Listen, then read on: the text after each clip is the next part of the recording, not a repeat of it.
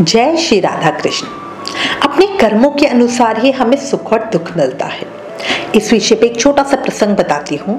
एक बार माता लक्ष्मी ने भगवान विष्णु से कहा, हे प्रभु, मैंने पृथ्वी पर देखा है कि जो व्यक्ति पहले से ही अपने प्रबंध से दुखी है, आप उसे और ज्यादा दुख देते हो, और जो सुख में है आप उसे दुख नहीं देते हो।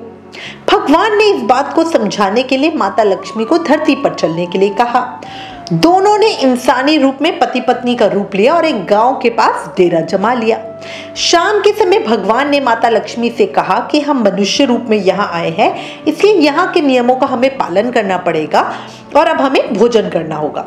इसलिए मैं भोजन की सामग्री की व्यवस्था करने जाता हूँ, तब तक तुम भोजन बनाओ। जब भगवान के जाते ही माता लक्ष्मी ने रसोई में चूल्हे को बनाने के लिए बाहर से ईंटें लेने के लिए गई।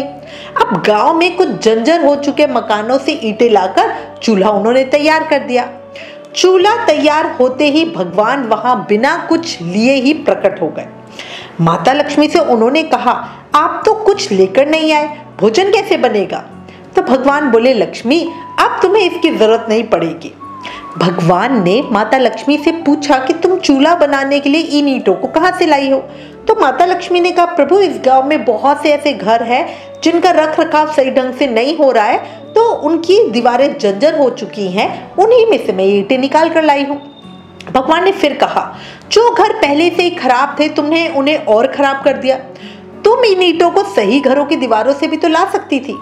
तो माता लक्ष्मी बोली, प्रभु, उन घरों में रहने वाले लोगों ने उनका रख रखाव बहुत सही तरीके से किया है और वो घर सुंदर भी लग रहे हैं, ऐसे में उनकी सुंदरता बिगाड़ना तो ठीक नहीं रहेगा। भगवान बोले, लक्ष्मी, यही तुम्हारे द्वारा पूछे गए प्रश्न का उत्तर है। जिन लोगों ने अपने घर का रख रखाव अच्छी तरह से किया है, यानी सही कर्मों से अपने जीवन को सुंदर बनाया है, उन लोगों को दुख कैसे हो सकते हैं? मनुष्य के जीवन में जो भी सुखी है वो अपने कर्मों के द्वारा सुखी है, और जो दुखी है वो अपने कर्मों के द्वारा दुखी है। इसलिए हर एक मनुष्य को अपने जीवन में ऐसे कर्म करने चाहिए जिससे इतनी मजबूत और खूबसूरत इमारतें खड़ी हो जाए कि कभी कोई भी उसकी एक ईंट निकालने ना पाए। ये काम जरा भी मुश्किल नहीं है, केवल पॉजिटिव सोच और निस्वार्थ भावना की जरूरत है। इसलिए जीवन में हमेशा सही रास्ते का ही चुनाव करो और उसी पर चलो, अपने कर्मों को सही करो। कहा गया है ना, अपने भाग्य को बदलना है तो कर्मों का ऐसा तूफान लेकर आओ कि भाग्य भी बदलने पे मजबूर हो जाए। ध्यान रखिएगा। राधे राधे।